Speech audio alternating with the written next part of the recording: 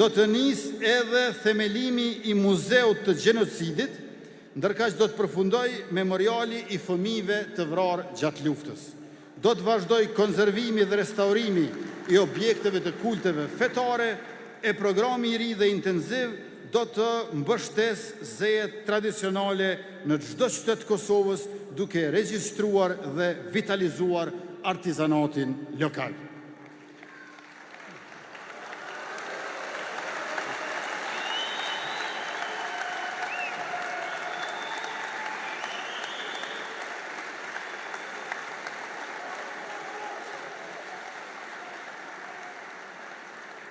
E kemi kaluar gjysmën e zotimeve.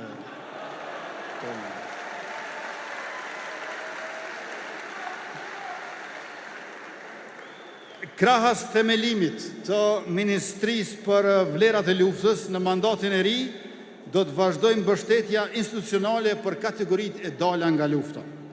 Programet tona do të forcojnë trajtimin dinjitoz, ruajtjen, dokumentimin dhe promovimin e trashëgimisë së luftës shqiptare, e bardhësisë së saj ushtrisë shqiptare të Kosovës, si dhe zhvillimin e mekanizmave shtetëror për kujtesën tonë kolektive.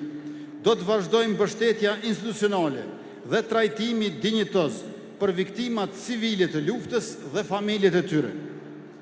Pastaj, kjo të bëhet përmes forcimit për kujdesje shtetërore, ruajtjes së memorjes kolektive dhe dokumentimit të krimeve të kryera gjatë luftës në Kosovë, për çfarë e kemi një institut të jashtëzakonshëm tash e gati 3 vjet.